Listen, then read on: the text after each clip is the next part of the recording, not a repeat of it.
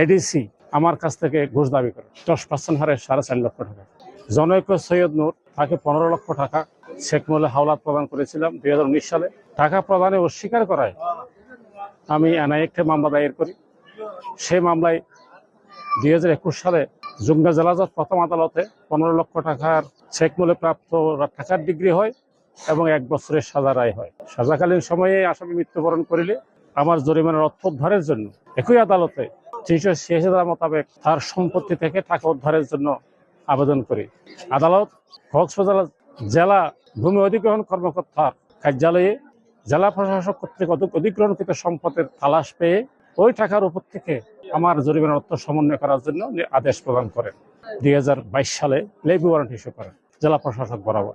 সেই মোতাবেক জেলা প্রশাসন দেরিতে হলেও আমার নামে একটি এলএ মামলা মিস মামলা সৃজন করে এবং তাহা উভয় পক্ষের দীর্ঘ শুনানি সার্ভার শুনানি হয়। সেই শুনানি অন্তে ওই মামলাটি নিষ্পত্তি করে আমার নামে অ্যাসেসমেন্ট করেন উৎসকর বাদ দিয়ে 14,93,053 টাকা। এরপরে আমি চেক প্রাপ্তির জন্য আমার কাছ থেকে স্টাম্প সংগ্রহ করে স্বাক্ষর নেয়, রোয়াদাত স্বাক্ষর নেয়, কিন্তু আমার চেক দেয় না। এই চেক প্রাপ্তির জন্য আমি জেলা প্রশাসকের আবেদন করেছিলাম। আমার কাছ থেকে এডিসি নাজিমউদ্দিন আহমদ সরাসরি তার কার্যালয়ে তার সাঙ্গপাঙ্গ দিয়ে আমার কাছ থেকে ঘুষ দাবি করে 10% হারে 4.5 লক্ষ টাকা। টাকা দিতে অপারগ হওয়ায় আমি অস্বীকৃতি জানালে সে আমার মামলাটি আর আমার নামে চেক ইস্যু করেন নাই। দীর্ঘদিন পরে আমি আদালতে আসলাম। আবার আদালত বারবার তাগাদা দেয়, জেলা প্রশাসক শোকজ করেন, কিন্তু আমার টাকা প্রাপ্তি ঘটে না।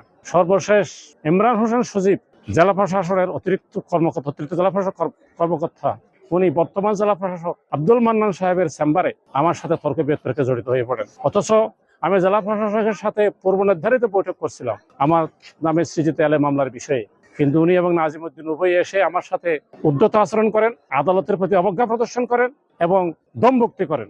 আমি দীর্ঘ 5 বছর এই জেলা প্রশাসনের কার্যালয়ের বারান্দায় অফিসে ঘুরতে ঘুরতে আমি নিঃস্ব। আমি আজকে জেলা জজ মহোদয়ের কাছে স্পেশাল আদালতে ফৌজদারি নালিশে দরখাস্ত দায়ের করেছি। আমি এই ঘটনার বিচার চেয়েছি, এই নিপীড়নের প্রতিকার চেয়েছি, এই ঘুষ দুর্নীতিবাজ কর্মকর্তা কর্মচারীদের বিরুদ্ধে শাস্তির দাবি জানাইছি।